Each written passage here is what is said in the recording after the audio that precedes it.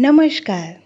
तो आइए सुनते हैं मुंशी प्रेमचंद जी की बहुप्रसिद्ध कहानियों में से चुनी हुई एक और नायाब कहानी, अपनी करनी। आह, अभागा मैं, मेरे कर्मों के फल ने आज यह दिन दिखाए कि अपमान भी मेरे ऊपर हंसता है। और यह सब मैंने अपने हाथों किया। शैतान के सिर इल्जाम क्यों दूं? किस्मत को खरी खोटी क्यों सुनाऊं? होनी का क्यों रोऊं? जो कुछ किया मैंने जानते और बूझते हुए किया। अभी 1 साल गुजरा जब मैं भाग्यशाली था, प्रतिष्ठित था और समृद्धि मेरी चेहरी थी। दुनिया की नेमतें मेरे सामने हाथ बांधे खड़ी थीं। लेकिन आज बदनामी और कंगाली और शर्मिंदगी मेरी दुर्दशा पर आंसू बहाती है। मैं ऊंचे खानदान का बहुत पढ़ा लिखा आदमी था। फारसी का मुल्ला, संस्कृत का पंडित, अंग्रेजी का ग्रेजुएट। अपने मुंह मियाँ मिट्ठू क्यों बनूं? लेकिन रूप भी मुझको मिला था, इतना कि दूसरे मुझसे ईर्ष्या करते थे। गरज एक इंसान को खुशी के साथ जिंदगी बसर करने के लिए जितनी अच्छी चीज़ों की ज़रूरत हो सकती है, वह सब मुझे हासिल थी। सेहत का यह हाल कि मुझे कभी सर दर्द की भी शिकायत नहीं हुई। फिटन की सैर, दरिया की दिल फरेबियाँ, पहाड़ के सुंदर दृश्य, उन खुशियों का जिक्र ही तकलीफ देह है। क्या मज़े की जिंदगी थी। आह, यहाँ तक तो अपना दर्द दिल सुना सकता हूँ, लेकिन इसके आगे फिर होठों पर खामोशी की मोहर लगी हुई है। एक सती साध्वी, प्रति प्राणा स्त्री और 2 गुलाब के फूल से बच्चे, इंसान के लिए जिन खुशियों, आरजुओं, हौसलों और दिल फरेबियों का खजाना हो सकते हैं, वह सब मुझे प्राप्त था। मैं इस योग्य नहीं कि उस पतित्र स्त्री का नाम जबान पर लाऊं। मैं इस योग्य नहीं कि अपने को उन लड़कों का बाप कह सकूं। मगर नसीब का कुछ ऐसा खेल था कि मैंने उन बेशती नेमतों की कद्र ना की। जिस औरत ने मेरे हुक्म और अपनी इच्छा में कभी कोई भेद नहीं किया, जो मेरी सारी बुराइयों के बावजूद कभी शिकायत का एक हर्फ ज़बान पर नहीं लाई, जिसका गुस्सा कभी आंखों से आगे नहीं बढ़ने पाया। गुस्सा क्या था, कुआर की बरखा थी। 2-4 हल्की हल्की बूंदें पड़ी और फिर आसमान साफ हो गया। अपनी दीवानगी के नशे में मैंने उस देवी की कद्र ना की। मैंने उसे जलाया, रुलाया, तड़पाया। मैंने उसके साथ दगा की। आह, जब मैं 2-2 बजे रात को घर लौटता था, तो मुझे कैसे कैसे बहाने सूझते थे। नित नए हीले गढ़ता था। शायद विद्यार्थी जीवन में जब बैंड के मजे से मदरसे जाने की इजाज़त ना देते थे, उस वक्त भी बुद्धि इतनी प्रखर ना थी। और क्या उस क्षमा की देवी को मेरी बातों पर यकीन आता था? वह भोली थी, मगर ऐसी नादान ना थी। मेरी खुमार भरी आंखें और मेरे उथले भाव और मेरे झूठे प्रेम प्रदर्शन का रहस्य क्या उससे छिपा रह सकता था? लेकिन उसकी रग रग में सराफत भरी हुई थी। कोई कमीना ख्याल उसकी जबान पर नहीं आ सकता था। वह उन बातों का जिक्र करके या अपने संदेहों को खुलेआम दिखलाकर हमारे पवित्र संबंध में खिंचाव या बदमज़गी पैदा करना बहुत अनुचित समझती थी। मुझे उसके विचार उसके माथे पर लिखे मालूम होते थे। उस बदमज़गियों के मुकाबले में उसे जलना और रोना ज़्यादा पसंद था। शायद वह समझती थी कि मेरा नशा खुद ब खुद उतर जाएगा। काश इस शराफत के बदले उसके स्वभाव में कुछ ओछापन और अनुदारता भी होती। काश वह अपने अधिकारों को अपने हाथों में रखना जानती। काश वह इतनी सीधी ना होती। काश वह अपने मन के भावों को छिपाने में इतनी कुशल ना होती। काश वह इतनी मक्कार ना होती। लेकिन मेरी मक्कारी और उसकी मक्कारी में कितना अंतर था। मेरी मक्कारी हरामकारी थी, उसकी मक्कारी आत्म बलिदानी। एक रोज मैं अपने काम से फुर्सत पाकर शाम के वक्त मनोरंजन के लिए आनंद वाटिका में पहुंचा और संगमरमर के हौज पर बैठकर मछलियों का तमाशा देखने लगा। एकाएक निगाह ऊपर उठी तो मैंने एक औरत का बेले की झाड़ियों में फूल चुनते देखा। उसके कपड़े मैले थे और जवानी की ताजगी और गर्व को छोड़कर उसके चेहरे में कोई ऐसी खास बात ना थी। उसने मेरी तरफ आंखें उठाई और फिर फूल चुनने में लग गई।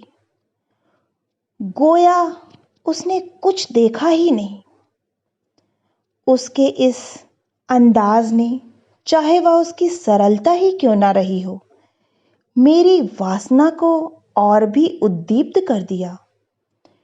मेरे लिए यह एक नई बात थी कि कोई औरत इस तरह देखे कि जैसे उसने नहीं देखा।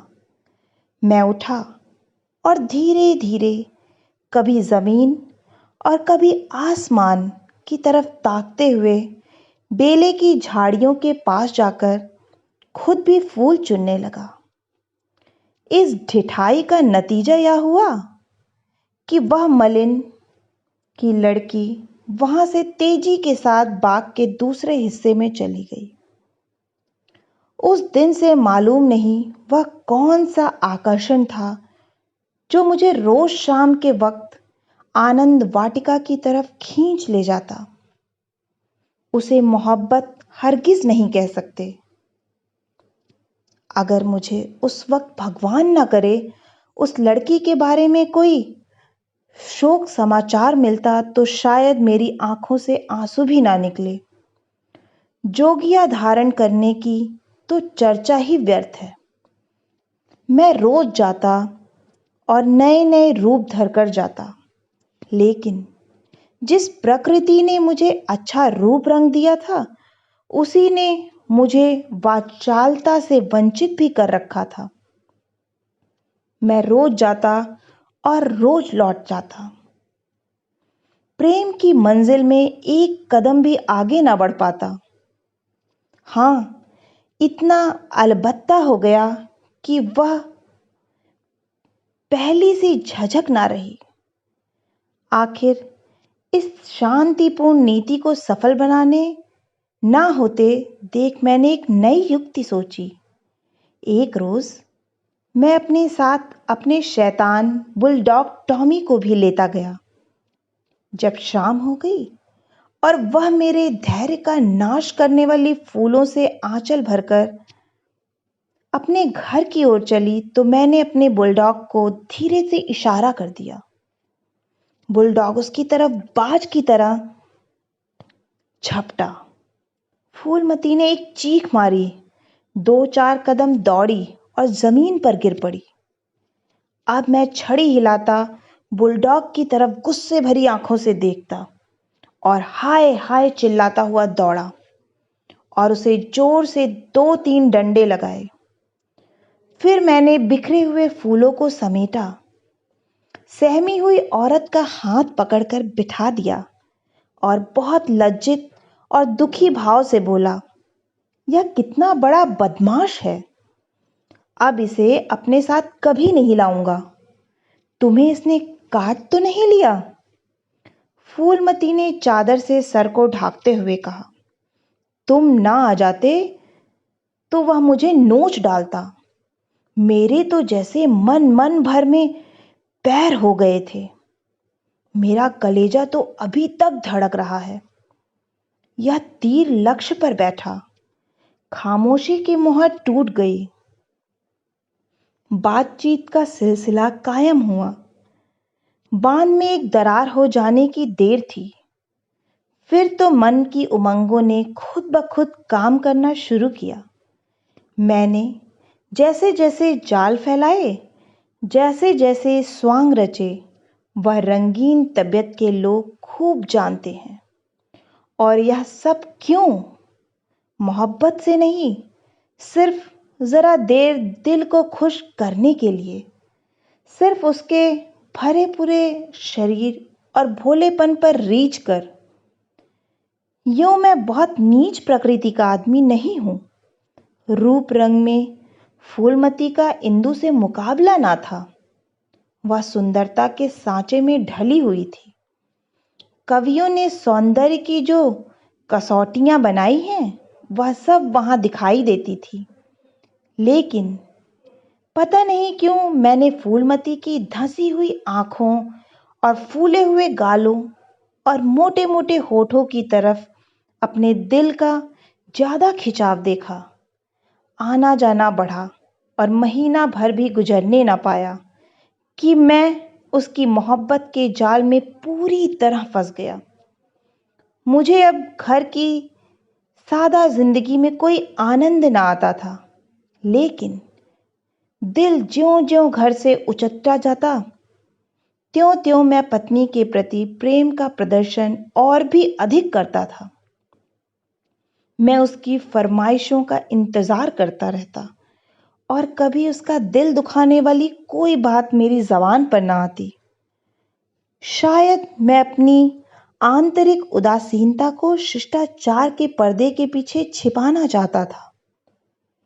धीरे धीरे दिल की यह कैफियत भी बदल गई और बीवी की तरफ से उदासीनता दिखाई देने लगी। घर में कपड़े नहीं हैं, लेकिन मुझसे इतना ना होता था कि पूछ लूं। सच यह है कि मुझे अब उसकी खातिरदारी करते हुए एक डर सा मालूम होता है।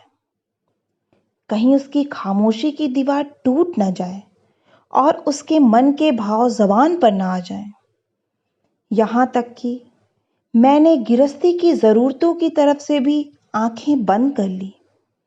अब मेरा दिल और जान और रुपया पैसा सब फूलमती के लिए था। मैं खुद कभी सुनार की दुकान पर ना गया था, लेकिन आज कोई मुझे रात गए एक मशहूर सुनार के मकान पर बैठा हुआ देख सकता था। बजाज की दुकान में भी मुझे रुचि हो गई। एक रोज शाम के वक्त रोज की तरह मैं आनंद वाटिका में सैर कर रहा था और फूलमती सहेल सोहलों सिंगार किए मेरी सुनहरी रुपहली भेंटों से लदी हुई थी। एक रेशमी साड़ी पहने बाग की क्यारियों में फूल तोड़ रही थी। बल्कि यूं कहो कि अपनी चुटकियों में मेरे दिल को मसल रही थी। उसकी छोटी छोटी आंखें उस वक्त नशे के हुस्न में फैल गई थीं और उसमें सोखी और मुस्कुराहट की झलक नजर आती थी। अचानक महाराजा साहब भी अपने कुछ दोस्तों के साथ मोटर पर सवार आ पहुंचे। मैं उन्हें देखते ही अगवानी के लिए दौड़ा और आदाब बजा लाया। बेचारी फूलमती महाराजा साहब को पहचानती थी, लेकिन उसे एक घने कुंज के अलावा और कोई छिपने की जगह ना मिल सकी।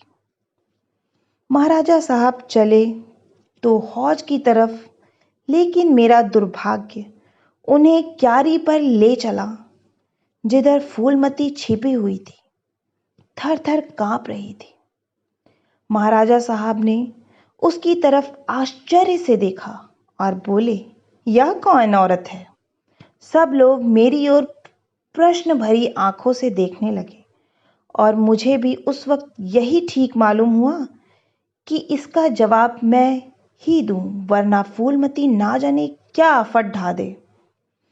लापरवाही के अंदाज में बोला, इसी बाग के माली की लड़की है, यहाँ फूल तोड़ने आई होगी।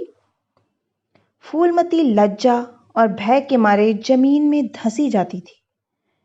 महाराजा साहब ने उसे सर से पांव तक गौर से देखा और तब संदेहशील भाव से मेरी तरफ देखकर बोले, यह माली की लड़की है। मैं इसका क्या जवाब देता। इसी बीच कमबख्त दुर्जन माली भी अपनी फटी हुई पाग संभालता हाथ में कुदाल लिए हुए दौड़ता हुआ आया और सर को घुटने से मिलाकर महाराज को प्रणाम किया।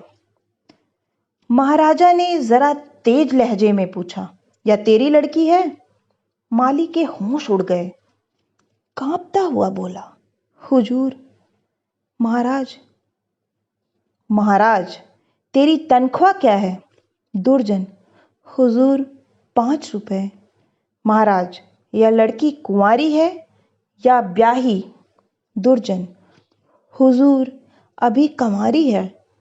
महाराज ने गुस्से में कहा, या तो तू चोरी करता है या डाका मारता है, वरना यह कभी नहीं हो सकता कि तेरी लड़की अमीर जादी बनकर रह सके। मुझे इसी वक्त इसका जवाब देना होगा, वरना मैं तुझे पुलिस के सुपुर्द कर दूंगा। ऐसे चाल चलन के आदमी को मैं अपने यहां नहीं रख सकता। माली की तो घिघी बंध गई और मेरी यह हालत थी कि काटो तो बदन में लहू नहीं।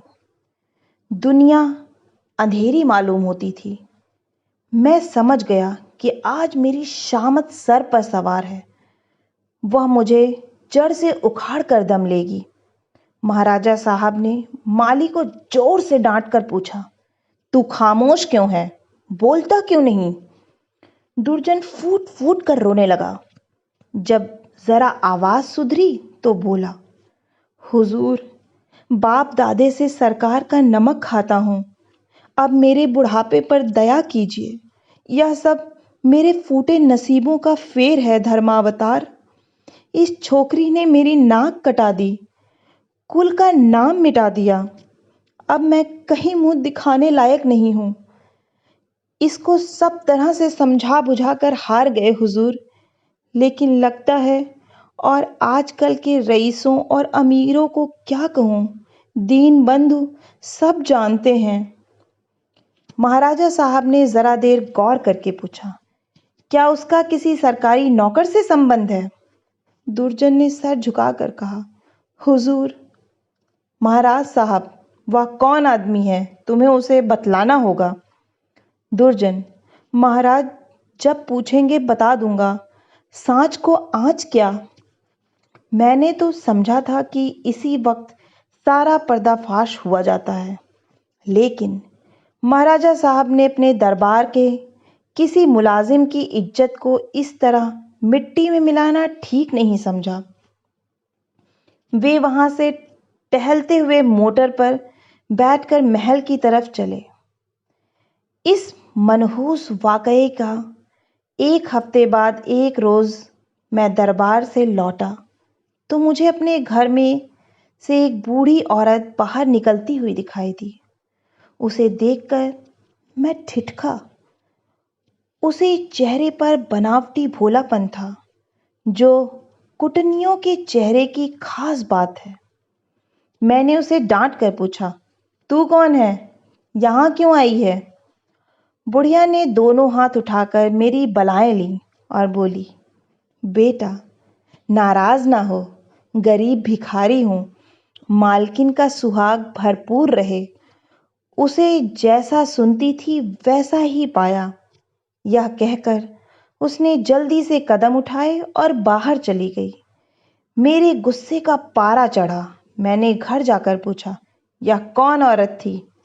मेरी बीवी ने सर झुकाए धीरे से जवाब दिया, क्या जानूं, कोई भिखारिन थी।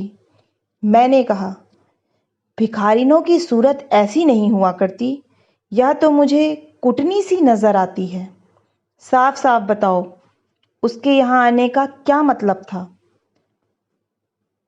लेकिन बजाय कि संदेह भरी बातों को सुनकर मेरी बीवी गर्व से सिर उठाए और मेरी तरफ उपेक्षा भरी आंखों से देखकर अपनी साफ दिली का सबूत दे, उसने सर झुकाए हुए जवाब दिया, मैं उसके पेट में थोड़े ही बैठी थी, भीख मांगने आई थी, भीख दे दी।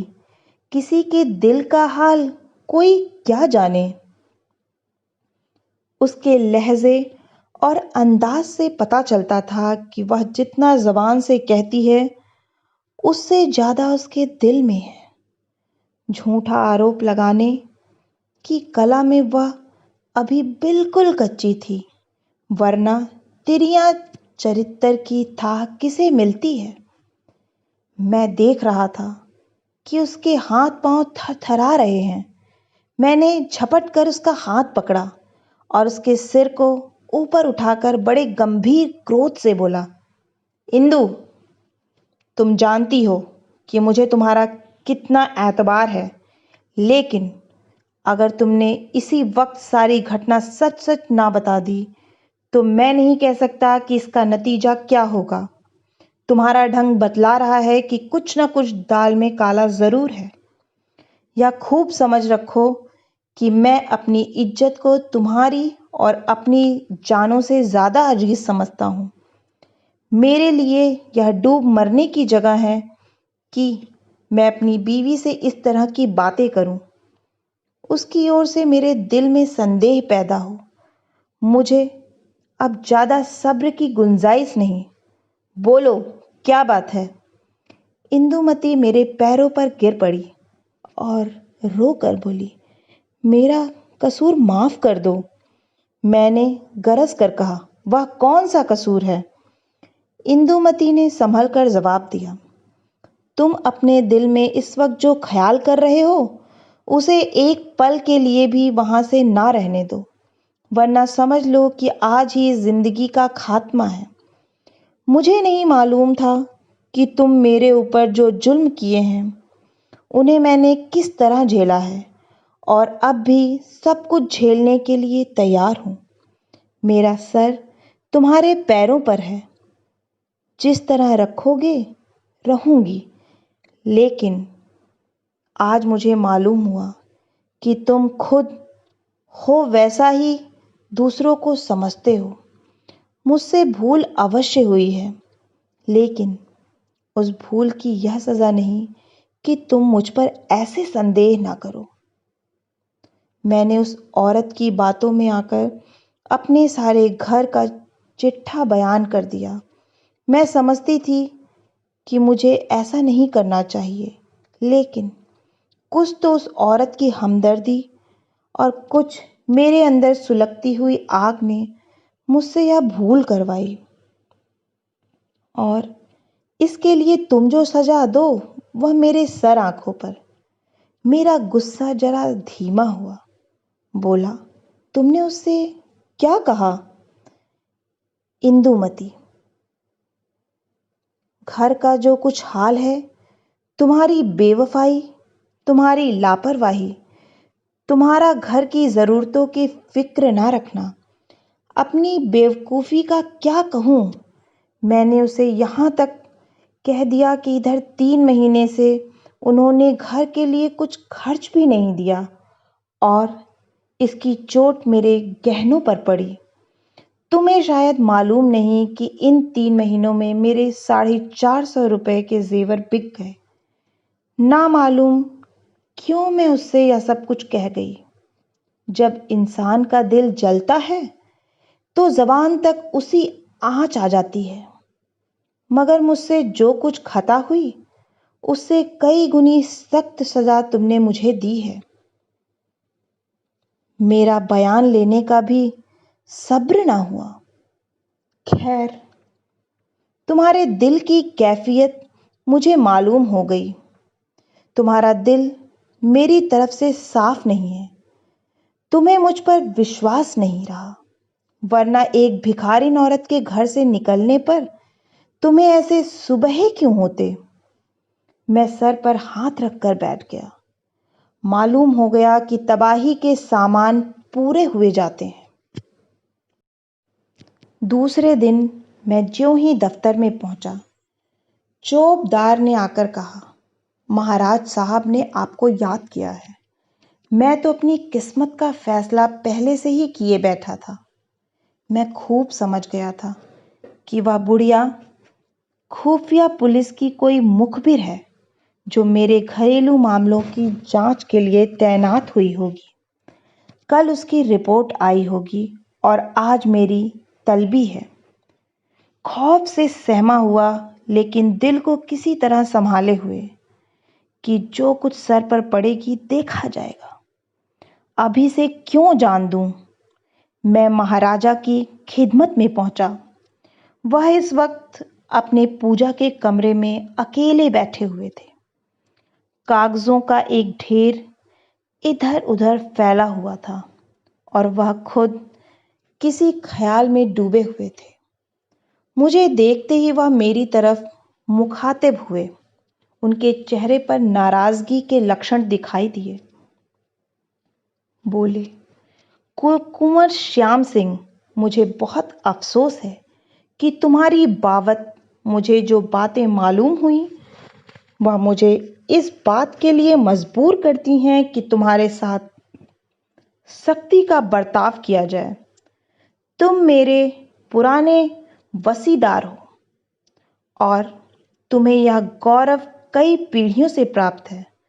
तुम्हारे बुजुर्गों ने हमारे खानदान की जान लगाकर सेवाएं की हैं और उन्हीं के सिले में यह वसीका दिया गया था। लेकिन तुमने अपनी हरकतों से अपने को इस कृपा के योग्य नहीं रखा। तुम्हें इसलिए वसीका मिलता था कि तुम अपने खानदान की परवरिश करो, अपने लड़कों को इस योग्य बनाओ कि वह राज्य की कुछ खिदमत कर सकें। उन्हें शारीरिक और नैतिक शिक्षा दो ताकि तुम्हारी जात से रियासत की भलाई हो, ना कि इसलिए कि तुम इस रुपए को बेहुदा ऐश पस्ती और हरामकारी में खर्च करो। मुझे इस बात से बहुत तकलीफ होती है कि तुमने अब अपने बाल बच्चों की परवरिश की जिम्मेदारी से भी अपने को मुक्त समझ लिया है। अगर तुम्हारा यही ढंग रहा तो यकीनन वसीकादारों का एक पुराना खानदान मिट जाएगा। इसलिए आज से हमने तुम्हारा नाम वसीकादारों की फेहरिस्त से खारिज कर दिया और तुम्हारी जगह तुम्हारी बीवी का नाम दर्ज कर दिया है। वह अपने लड़कों को पालने पोषने की जिम्मेदार है। तुम्हारा नाम रियासत के मालियों की फेहरिस्त में लिया जाएगा। तुमने अपने को इसी के योग्य सिद्ध किया है और मुझे उम्मीद है कि यह तबादला तुम्हें नागवार ना होगा। बस जाओ और मुमकिन हो तो अपने किए पर पछताओ। मुझे कुछ कहने का साहस ना हुआ। मैंने बहुत धैर्यपूर्वक अपने किस्मत का यह फैसला सुना और घर की तरफ चला। लेकिन 2 ही 4 कदम चला था कि अचानक खचाल आया। किसके घर जा रहे हो? तुम्हारा घर अब कहाँ है? मैं उल्टे कदम लौटा। जिस घर का मैं राजा था, वहां दूसरों का आश्रित बनकर मुझसे नहीं रहा जाएगा, और रहा भी जाए तो मुझे रहना चाहिए। मेरा आचरण निश्चय ही अनुचित था, लेकिन मेरी नैतिक संवेदना अभी इतनी थोथी न हुई थी। मैंने पक्का इरादा कर लिया कि इसी वक्त इस शहर से भाग जाना मुनासिब है, वरना बात फैलते ही हमदर्दों और बुरा चेतने वालों का एक जमघट हालचाल पूछने के लिए आ जाएगा। दूसरों की सूखी हमदर्दियां सुननी पड़ेंगी, जिनके पर्दे में खुशी झलकती होंगी। सिर्फ एक बार मुझसे फूलमती का ख्याल आया। उसके कारण यह सब दुर्गत हो रही है। उससे तो मिल ही लूं, मगर दिल ने रोका। क्या एक वैभवशाली आदमी की जो इज्जत होती थी, वह अब मुझे हासिल हो सकती है? हरगिज़ नहीं। रूप की मंडी में वफा और मोहब्बत के मुकाबले में रुपया पैसा ज़्यादा कीमती चीज़ है। मुमकिन है इस वक्त मुझ पर तरस खाकर या क्षणिक आवेश में आकर फूलमती मेरे साथ चलने पर आमादा हो जाए, लेकिन उसे लेकर कहाँ जाऊंगा? पाँवों में बेड़ियां डालकर चलना तो और भी मुश्किल है। इस तरह सोच विचार कर मैंने बंबई की राह ली और अब 2 साल से एक मिल में नौकर हूँ। तनख्वाह सिर्फ इतनी है कि ज्यों त्यों जिंदगी का सिलसिला चलता रहे, लेकिन ईश्वर को धन्यवाद देता हूँ और इसी की यथेष्ट समझता हूँ। मैं एक बार गुप्त रूप से अपने घर गया था। फूलमती ने एक दूसरे रईस से रूप का सौदा कर लिया है, लेकिन मेरी पत्नी ने अपने प्रबंध कौशल से घर की हालत खूब संभाल ली है। मैंने अपने मकान को रात के समय लालसा भरी आंखों से देखा। दरवाजे पर 2 लालटेनें जल रही थीं और बच्चे इधर-उधर खेल रहे थे। हर सफाई और सुथरापन दिखाई दे रहा था।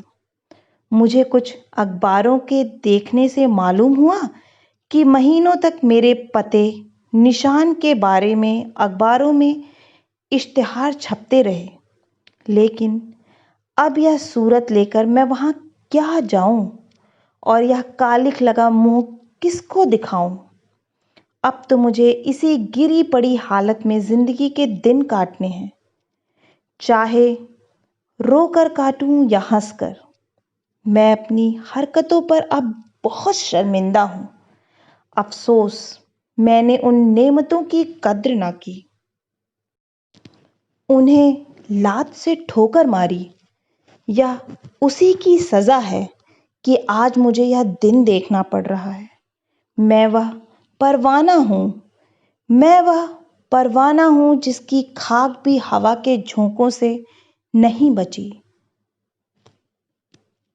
आशा है कि आपको यह कहानी अपनी करनी बहुत ही पसंद आई होगी। अगर पसंद आई है तो मुझे प्रोत्साहित करने के लिए नीचे कमेंट बॉक्स में कमेंट करें, अपनों के साथ शेयर करें और हाँ, अगर आप इस चैनल पे नए हैं तो इस चैनल को सब्सक्राइब करें।